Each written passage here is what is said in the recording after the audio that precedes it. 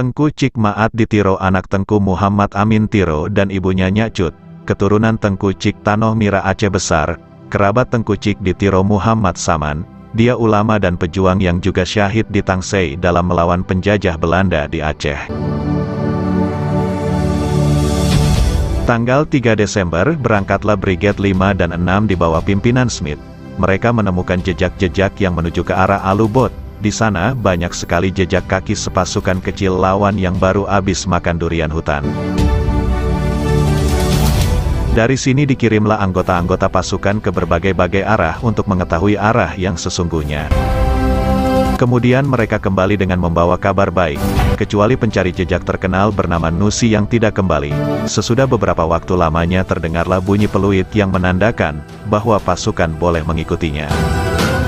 Untuk memberikan isyarat, Smith menggunakan peluit suara burung yang selalu dipakai oleh komandan brigade yang bunyinya menyerupai kicau burung. Dalam pada itu dua orang marsose sedang mencari seorang karyawan tertinggal di bawah dan sewaktu mereka menemukannya, seorang di antaranya memberikan juga isyarat, tetapi dengan nada biasa yang melengking.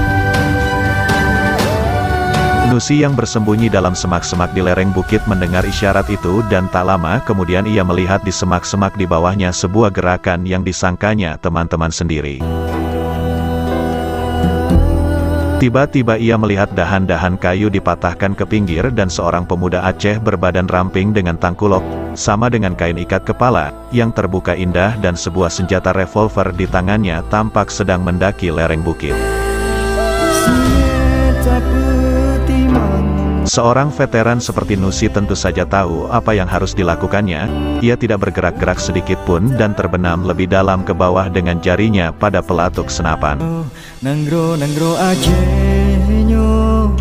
Sesudah pemuda itu keluar, maka keluar pula dua orang lainnya dari hutan dan dari semak-semak yang bergerak-gerak itu ia melihat muncul beberapa orang lagi di belakangnya. Nusi membiarkan mereka lebih dekat lagi maju ke muka sehingga ia dapat memastikan tembakannya.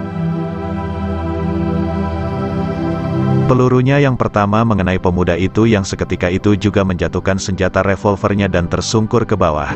Akan tetapi ia bangkit kembali dan lari cepat sekali menuruni lereng bukit seraya membawa senjata revolvernya. Peluru Nusi yang kedua menewaskan salah seorang lainnya dan ketika itu juga ia berteriak dengan suara yang nyaring sekali menurut cara Arafura yang merupakan teriakan kemenangan.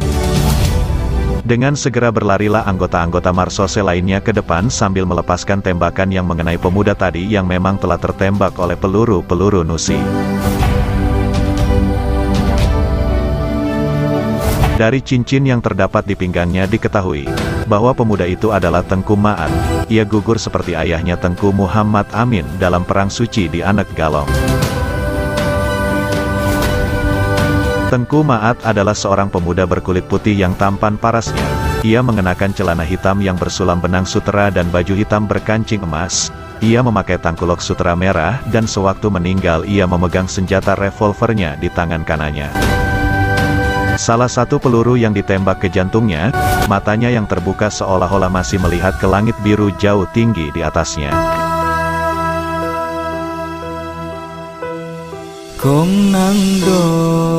Demikianlah keinginannya itu telah terpenuhi.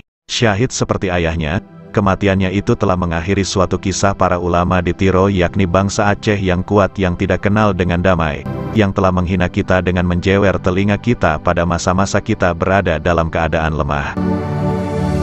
Mereka itu telah gugur seperti mereka hidup gagah dan tak gentar sewaktu tentara kita Holanda memperoleh kembali kepercayaan pada dirinya.